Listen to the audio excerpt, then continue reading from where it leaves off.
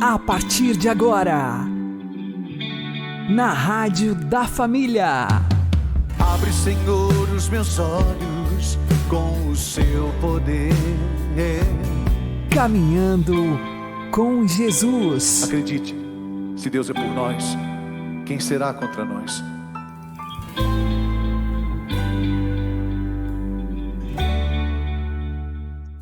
A paz esteja com você, meu querido irmão e minha querida irmã.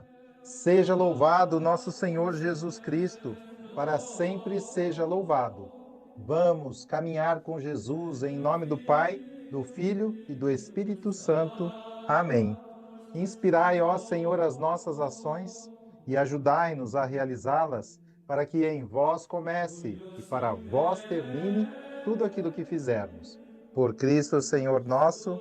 Amém. Santíssima Virgem Maria, Mãe de Deus, rogai por nós. Castíssimo São José, patrono da Igreja, rogai por nós. Sabe onde a Igreja expressa o ápice da sua unidade? Vamos aprender com o Padre Léo.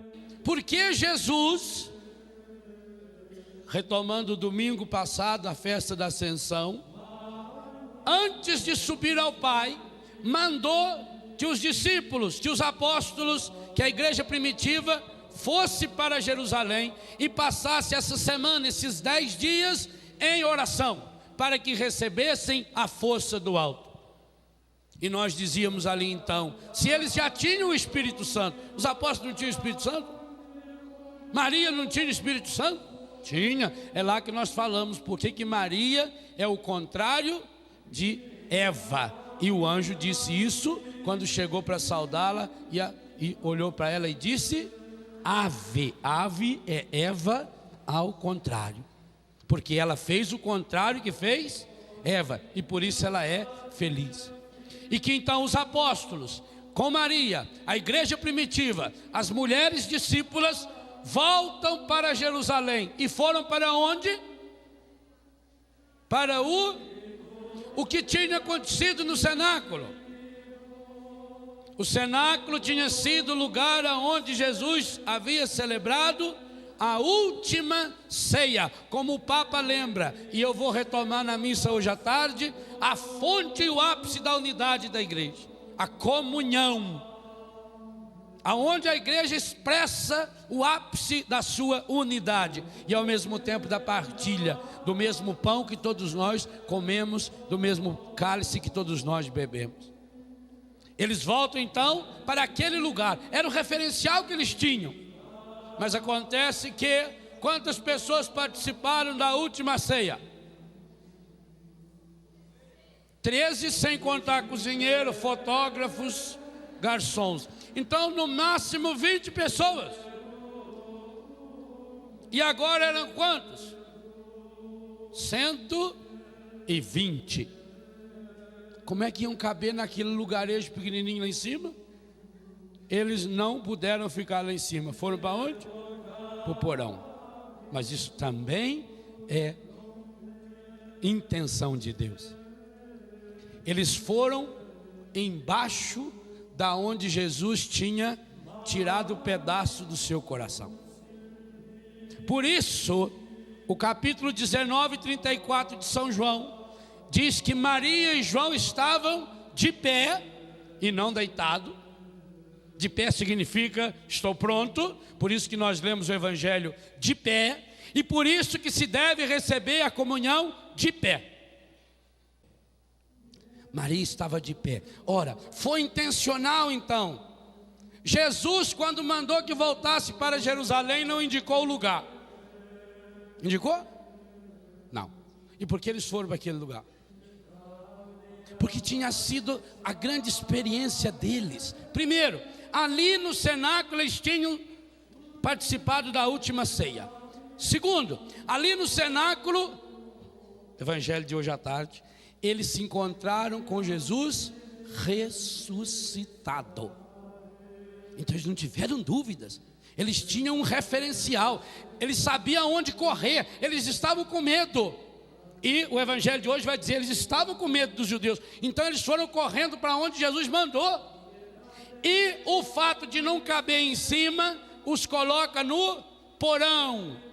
O porão significa que eles ficaram exatamente embaixo. E por que embaixo? Porque é da cruz, do coração rasgado de Jesus, que flui sangue e água. Que sangue é esse que flui do coração de Jesus? O sangue da nova e eterna aliança. Mas não fluiu somente a Eucaristia, fluiu sangue e fluiu que água? Aquela que ontem Jesus berrava para nós à tarde, no versículo 37 do capítulo 7 de São João. Quem tem sede, vem a mim, vírgula, e beba quem crê em mim. É duplo movimento. Gente, infelizmente, a grande maioria dos católicos só obedece a primeira parte do versículo. Quem tem sede, vem a mim. Muitos até vêm ao Senhor, e a gente vê isso acontecendo até em acampamento. Muitos vêm ao acampamento, mas na hora da oração, na hora da pregação, está correndo, está andando, está falando, está berrando, está fazendo isso, está fazendo aquilo. Falta a segunda parte. Quem tem sede, vem a mim. Isso é uma reprodução de Isaías. Aquele que tem sede, eu vou dar de beber para valer de uma água viva. É aquilo que vai se reproduzir no Apocalipse. É aquele rio que fluiu do lado direito do templo, Ezequiel capítulo 47. É a água viva que deu vida aos hebreus e que matou os egípcios. É dinâmica.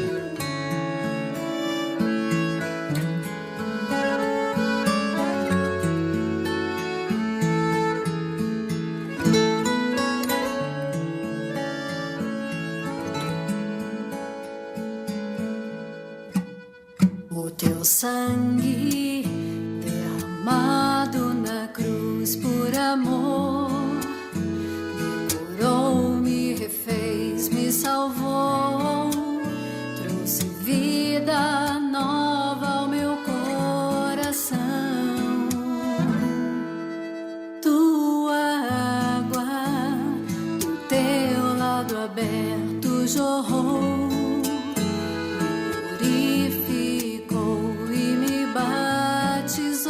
transborda em mim uma nova unção. Fonte de misericórdia és tu, Jesus, minha luz. Se a lança feriu teu coração, teu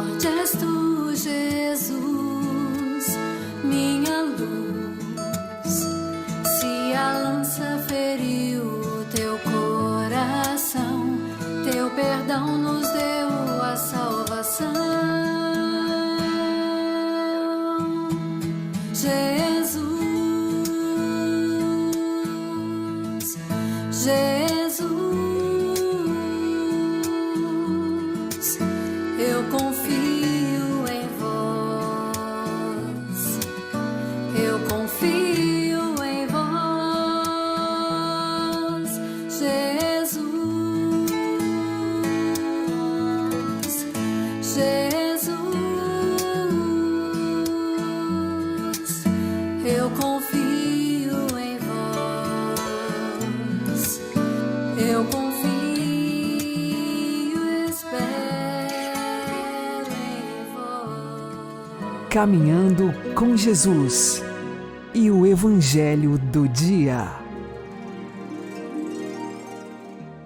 O Senhor esteja convosco, Ele está no meio de nós. Anúncio do Evangelho de Jesus Cristo segundo São Mateus. Glória a vós, Senhor. Naquele tempo, Pedro aproximou-se de Jesus e perguntou: Senhor, quantas vezes devo perdoar se meu irmão pecar contra mim? Até 7 vezes? Jesus respondeu: Não te digo até 7 vezes, mas até 70 vezes 7. Porque o reino dos céus é como um rei que resolveu acertar as contas com seus empregados. Quando começou o acerto, trouxeram-lhe um que lhe devia uma enorme fortuna. Como o empregado não tivesse com que pagar, o patrão mandou que fosse vendido como escravo, junto com a mulher e os filhos e tudo o que possuía, para que pagasse a dívida. O empregado, porém, caiu aos pés do patrão e, prostrado, suplicava: Dá-me um prazo, e eu te pagarei tudo. Diante disso, o patrão teve compaixão, soltou o empregado e perdoou-lhe a dívida. Ao sair dali, aquele empregado encontrou um dos seus companheiros que lhe devia apenas 100 moedas. Ele o agarrou e começou a sufocá-lo, dizendo: Paga o que me deves. O companheiro, caindo aos seus pés, suplicava: Dá-me um prazo, e eu te pagarei. Mas o empregado não quis saber disso. Saiu e mandou jogá-lo na prisão, até que pagasse o que devia. Vendo o que havia acontecido, os outros empregados ficaram muito tristes. Procuraram o patrão e lhe contaram tudo. Então o patrão mandou chamá-lo e lhe disse: Empregado perverso, eu te perdoei toda a tua dívida, porque tu me suplicaste. Não devias tu também ter compaixão do teu companheiro, como eu tive compaixão de ti? O patrão indignou-se e mandou entregar aquele empregado aos torturadores, até que pagasse toda a sua dívida. É assim que o meu Pai que está nos céus fará convosco se cada um não perdoar de coração ao seu irmão. Palavra da salvação. Glória ao Senhor.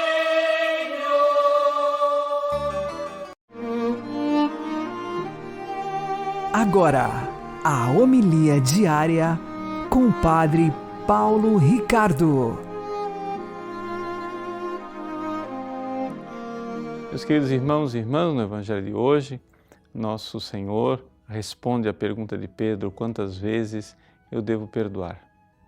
E aqui ele nos dá a lição do seu perdão infinito, 70 vezes 7 vezes. É assim que Deus nos perdoa, é assim que devemos perdoar. E para mostrar que a fonte do perdão é Deus, ele conta a parábola daquele senhor que perdoa o seu servo e que espera que o servo também perdoe os seus companheiros. Isso nos dá a ocasião, nessa quaresma, de refletirmos a respeito do sacramento da penitência ou da confissão. Vejam, a quaresma é um tempo em que nós especialmente devemos procurar esse sacramento. Nós sabemos que existe um mandamento da Igreja que diz que nós precisamos nos confessar pelo menos uma vez ao ano.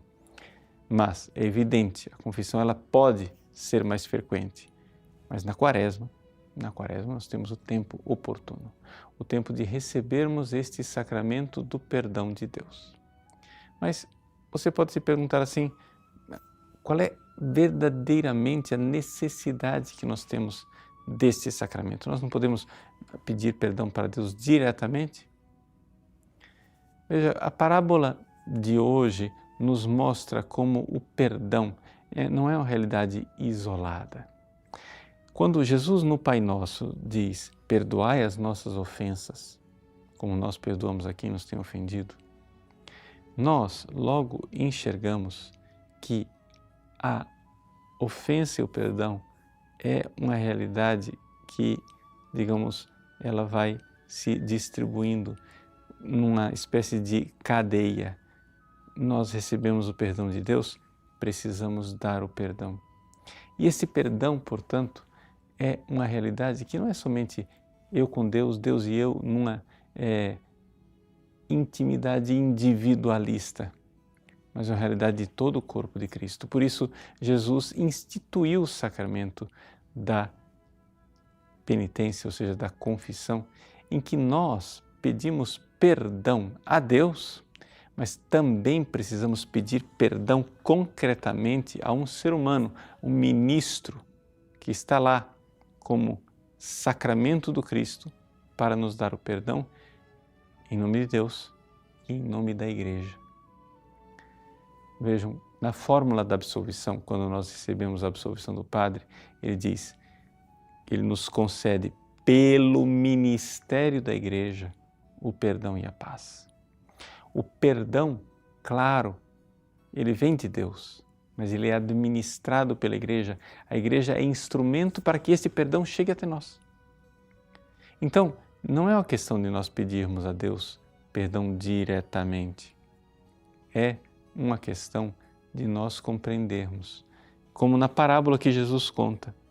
Existe sim o Senhor, eu, mas existe também os outros servos, os outros amigos. Tudo isso faz parte de uma grande família e o perdão deve ser celebrado dentro desta realidade.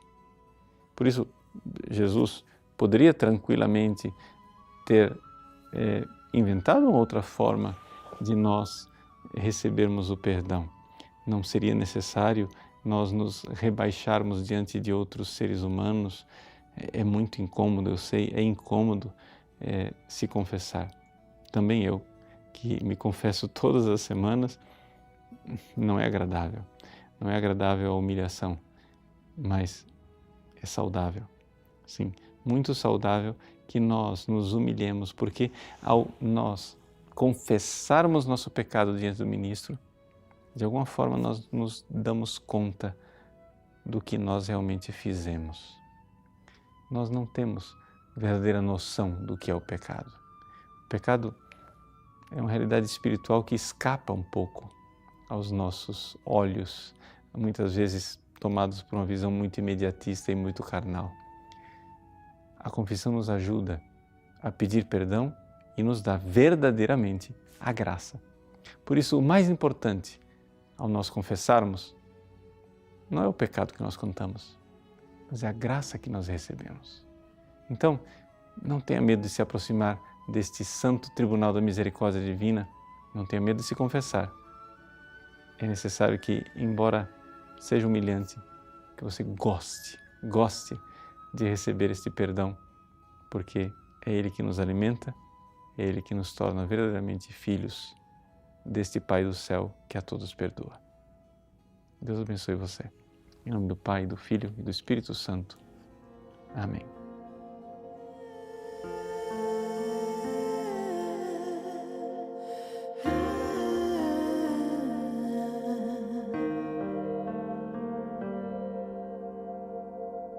Decido hoje retirar do meu coração lembranças que só atrapalham minha visão, histórias que o tempo não quer apagar. A ti vou entregar.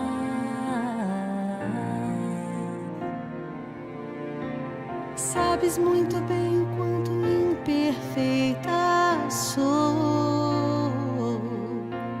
mas caminho sempre em direção ao teu perfeito amor.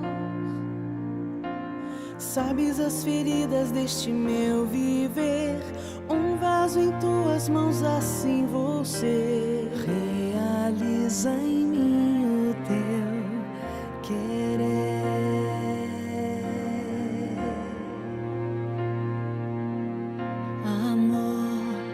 Perdão é graça, é decisão. Porém, quem foi que disse que seria fácil então? No mundo a vez de ter diversas aflições, coragem, seja firme em suas decisões. Sabes muito bem o quanto imperfeita sou. Sabe, mas caminho sempre em direção ao teu perfeito amor. Sabes as feridas deste meu viver, um vaso em tuas mãos, assim vou ser. Realiza em mim o teu querer. Sabes as feridas deste meu viver, um vaso em tuas mãos, assim vou ser. Realiza em mim o teu querer. Eu decido liberar o perdão pra quem me fez chorar. Perdoarei.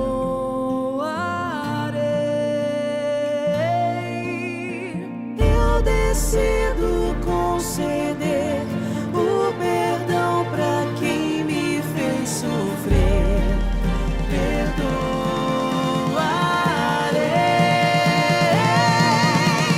Sabes muito bem o quanto imperfeita sou,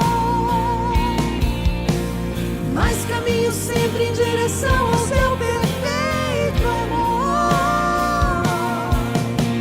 Sabes as feridas deste meu viver, um vaso em tuas mãos, assim vou ser. Realiza em mim o teu querer. Sabes muito bem o quanto imperfeita sou, mas caminho sempre em direção ao teu perfeito amor. Sabes as feridas deste meu viver, um vaso em tuas mãos, assim vou ser. Realiza em mim o teu querer. Sabes as feridas deste meu viver, um vaso em tuas mãos, assim vou ser. Realiza em mim o teu querer. Realiza em mim o teu querer.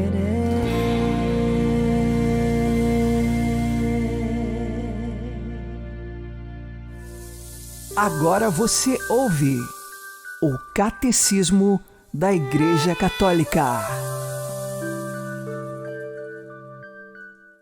Os efeitos do sacramento da ordem, o caráter indelével, número 1584. Como, afinal de contas, quem age e opera a salvação é Cristo, por intermédio do ministro ordenado, a indignidade deste não impede Cristo de agir. Santo Agostinho diz isso categoricamente. O ministro orgulhoso deve ser colocado junto com o diabo, mas nem por isso é contaminado o dom de Cristo, que por esse ministro continua a fluir em sua pureza e por meio dele chega límpido e cai em terra fértil. Na verdade, a virtude espiritual do sacramento se assemelha à luz. Os que devem ser iluminados a recebem em sua pureza, pois mesmo que tenha de atravessar seres manchados, ela não se contamina.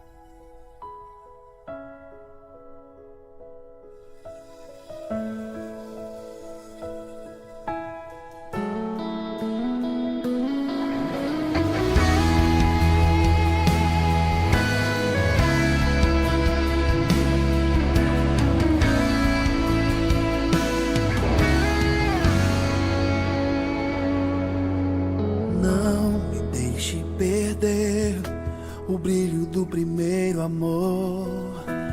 Não me deixe esquecer aquilo que eu sei que sou. Que os meus pés fiquem firmes na rocha que é inabalável.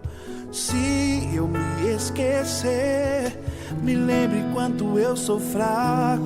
Eu preciso de cuidado, minha matéria-prima é o barro. Sem ti eu sou tão frágil, só tuas mãos me moldam no formato. Sou vaso, és oleiro, sou de barro, sou pequeno ser humano. De ti dependo, me quebra e podes refazer. Em tuas mãos vou me esconder. Podes fazer um vaso novo, eu aceito, és meu dono. Me quebra e podes refazer. De ti vou sempre depender, sou apenas barro e preciso ser cuidado.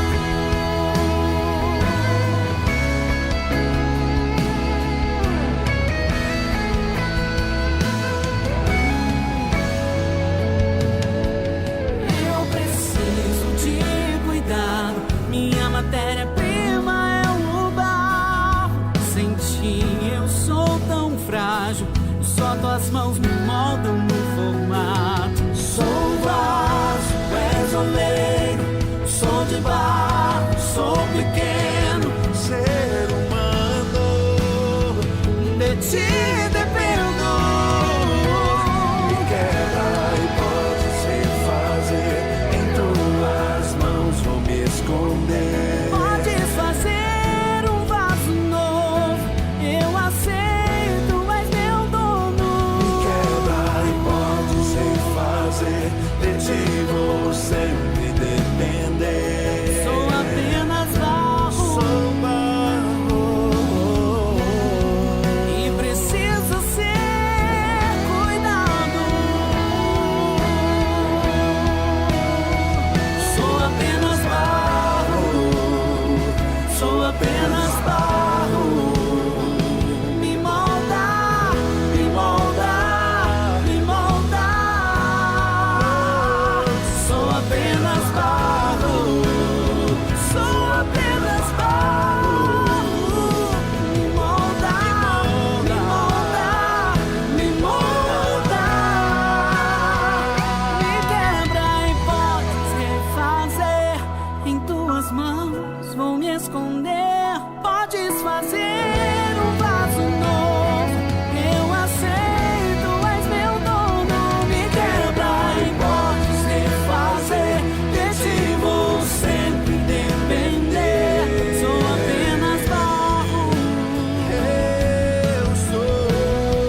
e preciso ser cuidado. Em tuas mãos vou me esconder. Podes fazer um vaso novo, eu aceito, és meu dono. Me quebra e podes refazer. De ti vou sempre depender. Sou apenas barro E preciso ser cuidado. ser cuidado. Eu sou apenas barro.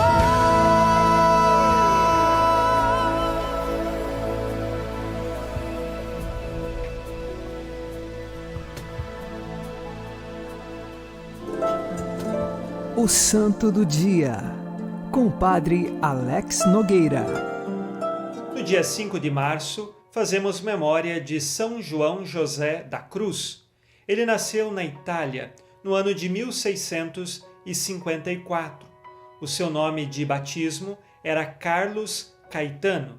Ele vinha de uma família que tinha condições boas financeiras, mas decidiu abandonar tudo o que possuía para seguir a São Francisco de Assis, mas não na tradicional ordem franciscana menor, mas sim na ordem dos frades descalços. É chamado de ordem dos alcantarinos. É uma reforma que São Pedro de Alcântara fez na Ordem de São Francisco, então fundou esta nova ordem com inspiração em São Francisco de Assis.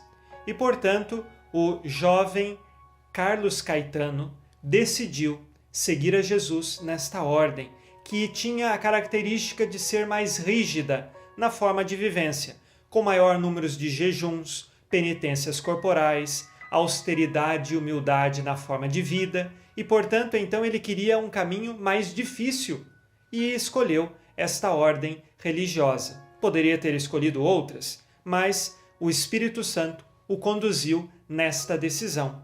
Isto que, quando criança, ele foi educado pelos padres agostinianos, mas ele decidiu por São Francisco de Assis através da inspiração de São Pedro de Alcântara. Ele, quando jovem, se tornou então um irmão religioso e mudou de nome. De Carlos Caetano se tornou o irmão João José da Cruz. João José foi enviado a uma região para construir um mosteiro. Foi com ele alguns co-irmãos. Ele já era religioso, mas entre todos os outros irmãos religiosos ele era o mais novo. E ali ele foi muito empenhado na construção daquele convento. Ele mesmo ajudava os operários na construção daquele convento. E mais tarde ele se tornará também mestre de noviços. No ano de 1677 foi ordenado sacerdote e aí recebeu esta função de educar os que queriam seguir na ordem dos alcantarinos. Ele tem como características na sua vida a profunda humildade e o desapego para com este mundo. Conta-se que a maior parte de sua vida ele teve apenas um hábito religioso, que ele usava sempre. Era este mesmo hábito que era utilizado todos os dias da sua vida. Embora o lavasse, o utilizava sempre o mesmo. E ele não tinha nenhum luxo no tecido do hábito que utilizava. De uma vida de profunda penitência, foi para isso que ele entrou numa ordem mais rígida, exatamente porque queria se penitenciar toda a sua vida. Ele recebeu então o ofício de se tornar o superior geral desta ordem religiosa e conduziu com muita dedicação. O povo o tinha como santo, porque além da caridade que ele fazia para com todas as pessoas, principalmente os mais enfermos, os pobres, ele também é conhecido pelo dom dos milagres. As orações que ele fazia, muitas pessoas eram curadas e recebiam inúmeras graças, porque ele rezava a Deus e Deus lhes concedia. Por isso, a força da oração e da penitência se manifestavam na vida de São João José da Cruz. Ele morreu no ano de 1734. Passou os últimos anos de sua vida já na ajuda às outras pessoas, rezando por muitos que vinham até ele. Mas em todos os momentos, a humildade e a penitência eram características de sua vida. Peçamos hoje a sua intercessão pelas nossas intenções e principalmente para que saibamos encontrar o caminho do despojamento, o caminho da humildade em nossa vida cristã. São João José da Cruz, rogai por nós. Abençoe-vos Deus Todo-Poderoso, Pai e Filho e Espírito Santo. Amém. Fique na paz e na alegria que vem de Jesus.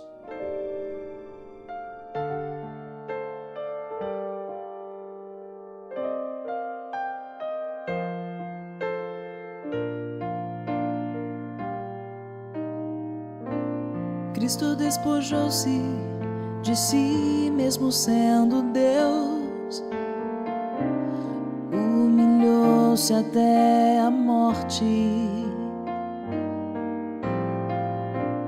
Cristo despojou-se de si mesmo sendo Deus, deu-se a mim e a você, só por amor. Ele é o mesmo de hoje e de amanhã,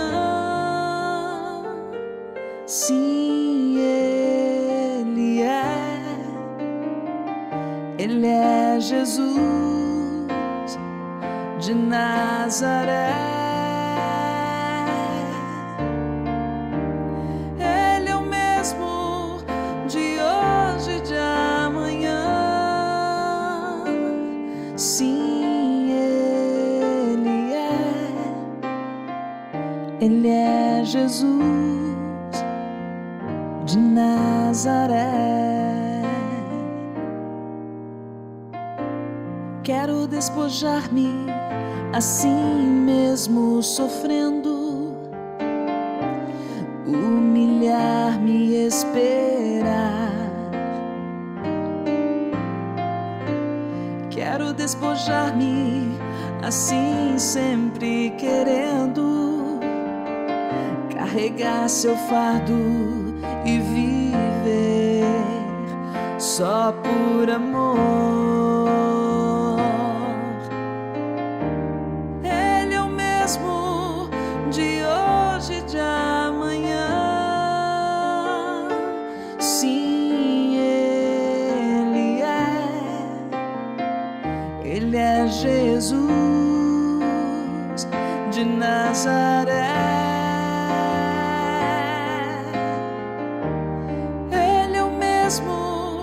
De hoje e de amanhã. Sim, Ele é Jesus de Nazaré.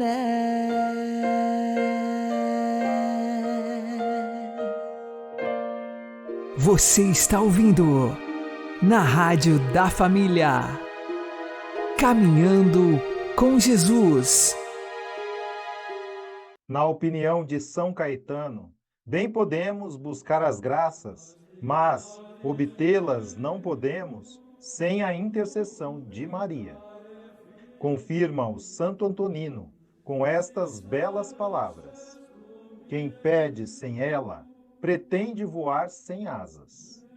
O Senhor decretou, como diz São Bernardo, não conceder favor algum sem a mediação de Maria.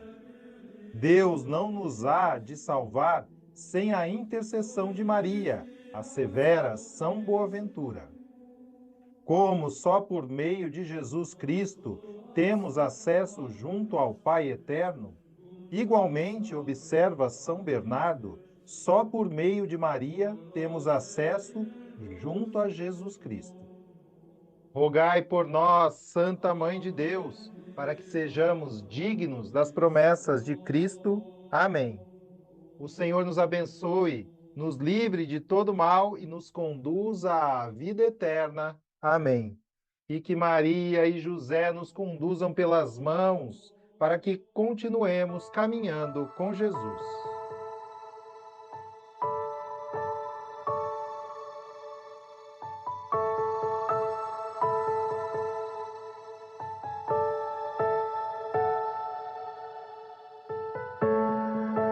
Se a dor te toma por demais,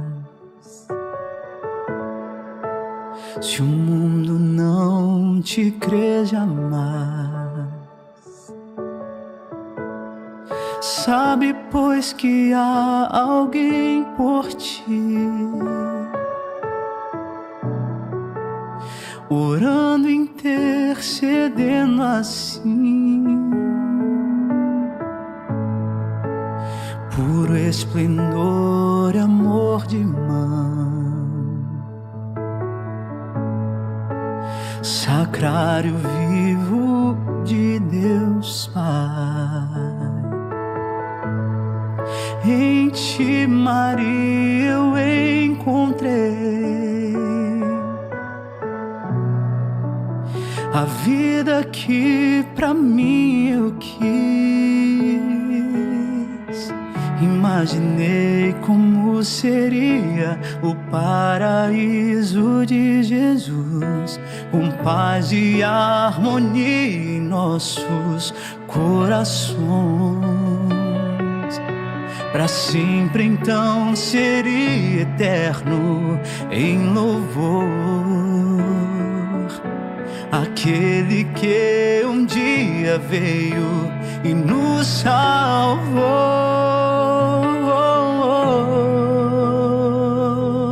Ó Mãe Santíssima, me leva a Deus, que para sempre exultarei com cantos, tempos de louvor, buscando a salvação. E nessa hora em que eu te rogo aqui, dentro em meu peito está a vontade de te conhecer, Maria, tu que és porta do céu.